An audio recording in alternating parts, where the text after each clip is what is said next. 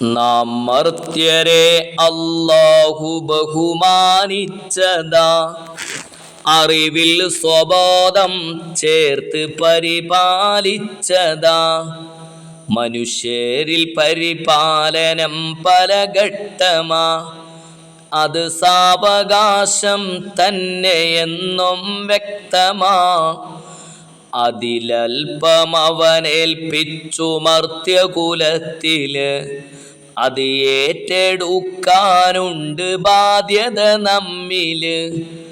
ഗർഭം ധരിക്കും മുമ്പ് മുതലാ ബാധ്യത നാം മർത്യരിൽ നിർബന്ധമായി തീരുന്നതാ.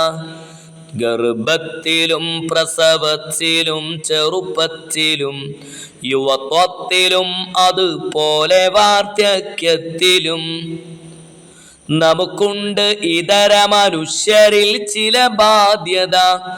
അതുപോലെ അവർക്ക് തിരിച്ചുമെന്നോർക്കേണ്ടതാ. മറ്റിതര ജീവികളെത്രയുണ്ട് വിഭിന്നമാ, പരിപാലനം ലഘുവാണ് അവരിൽ സത്യമാ.